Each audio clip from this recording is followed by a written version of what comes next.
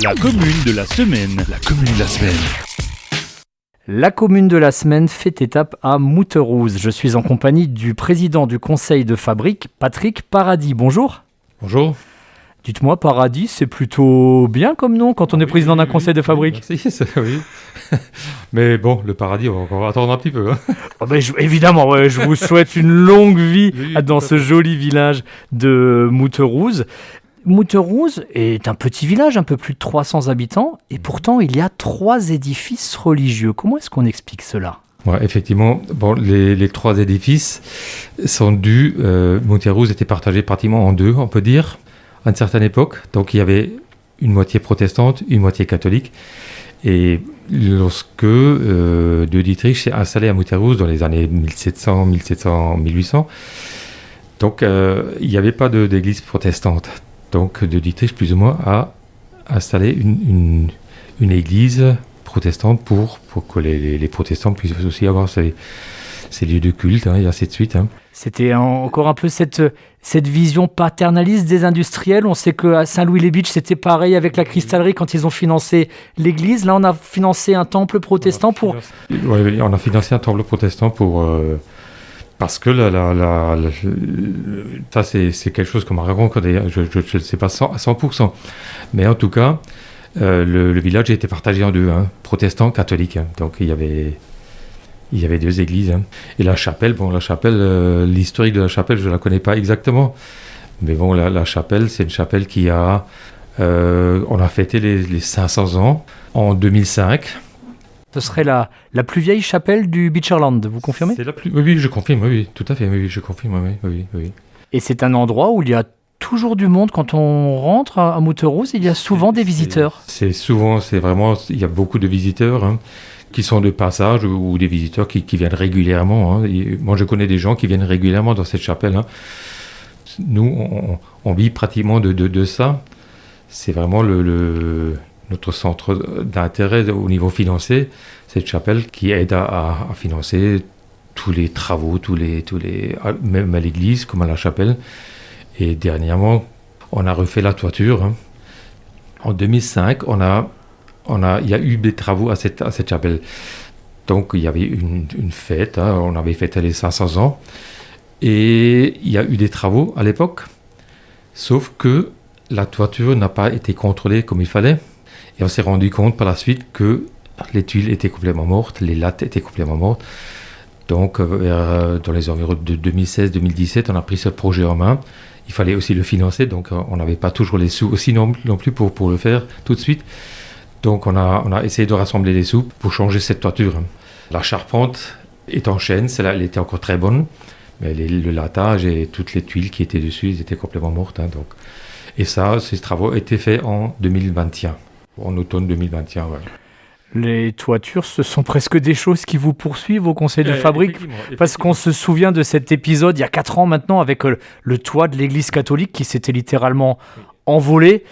Ça a dû être dur à digérer, ça a dû être un long processus de réparer. Très très long processus, c'était très dur à digérer parce que si vous voyez le clocher d'une église tomber dans l'église, c'était vraiment quelque chose de catastrophique, on peut dire ça comme ça. Et voilà, donc depuis, ça a duré maintenant, c'était en 2018, le 3 janvier 2018, 4 ans qui se sont passés entre. Aujourd'hui, l'église est finie, au niveau clocher, intérieur, peinture, tout ça c'est fini. Maintenant, il reste encore l'orgue à venir. On a acheté un orgue au Louberg, démonter cet orgue. Enfin, c'est une entreprise Koenig de Sarre-Union qui ont fait le démontage de cet orgue et qui nous l'ont ramené. Mais maintenant, nous, avec une équipe de bénévoles et avec il n'est pas facteur d'orgue, il est artisan d'orgue, Monsieur Bartel, Jean-Philippe, qui nous aide, nous, bénévoles, parce que moi, j'ai jamais fait un orgue, c'est quelque chose de peu spécial. Mais moi, de métier, je suis mécanicien, en mécanique générale, donc mécanicien de précision. Donc l'orgue, éventuellement, ça me fait pas peur. C'est de la mécanique de bois, je dis toujours. Voilà, c'est ça. On est vraiment sur de la précision. Il faut mettre les pièces au bon endroit pour que ça donne un bon résultat. Voilà. Et j'imagine qu'il doit y avoir un peu d'impatience et de se dire vivement que cet orgue soit là et puisse emplir le bâtiment de sa musique. Ah oui, tout à fait. Moi personnellement, je suis hyper impliqué là-dedans. Et j'attends vraiment le moment pour qu'il y ait un son qui sort de cet orgue. Hein. Moi, je suis vraiment impatient par rapport à ça. Il y a également ce site bien particulier de Mouterouz. On voit le temple et l'église qui se font face sur 2 collines, avec les forêts environnantes, l'étang. Outre les bâtiments, c'est également un beau cadre. Ah oui, surtout au niveau église catholique. L'église catholique, elle est vraiment en hauteur et on voit sur l'étang, le bel étang de Mouterouz. Hein. Donc c'est vraiment un endroit magnifique. Hein. L'église protestante, elle est un peu moins bien placée. Mais bon, elle est aussi en hauteur. La vue n'est pas pareille, mais il y a un autre étang qui va vers Bérental. On a une vue sur cet étang, mais c'est vraiment un cadre magnifique. Hein. Je vous dis, honnêtement, il y a beaucoup de gens aussi qui viennent à Mouterouz, ils montent à l'église pour visiter l'église. Bon, souvent, elle est fermée parce que, voilà, à cause du vandalisme, on ne peut pas laisser ouvert actuellement. Mais il y a beaucoup de gens après qui s'assiedent sur le banc, qui regardent cette merveilleuse nature. Hein. C'est vraiment quelque chose de très beau. Hein. Et revenons un moment, si vous le voulez bien, sur la chapelle, donc qui est à l'entrée du village quand on vient de Lemberg, donc plus vieille chapelle de Beecherland. Il y a à l'intérieur la Vierge au manteau. Est-ce que vous pouvez nous expliquer ce qu'est la Vierge au manteau ? Oui, la Vierge au manteau, bon, c'est une Vierge qui abrite les apôtres. Hein. Il y a 12 apôtres qui l'abritent sous son manteau. Hein. Donc on dirait qu'elle est en train de les protéger, je dirais, ces apôtres. Voilà. Alors, l'historique de cette Vierge, je ne pourrais pas vraiment vous la raconter. En tout cas, on peut inviter les gens à venir voir cette pièce bien particulière et dans un bel état. Ah oui, tout à fait. Oui. Non, mais c'est vraiment...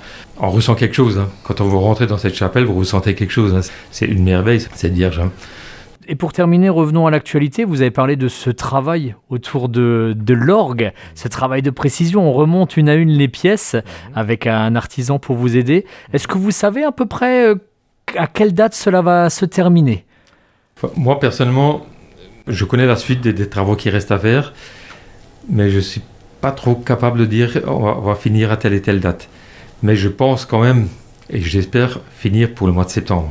Et peut-être une petite fête, entre guillemets, pour marquer le coup ? Oui, on va marquer le coup, ça c'est clair. Hein, on va marquer le coup.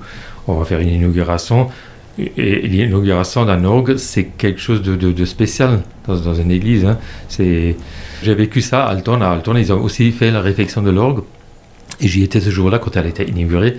C'est vraiment une cérémonie spéciale. Il faut venir à cette cérémonie. Des gens qui s'y intéressent à ce genre de choses, c'est vraiment quelque chose de magnifique. Rendez-vous est donné, on espère, pour ce mois de septembre, peut-être octobre, on verra bien. Il faut laisser le temps au temps pour découvrir l'orgue, mais également l'église, le temple et la chapelle de Mouterouz. Merci beaucoup, Patrick. Il n'y a pas de quoi.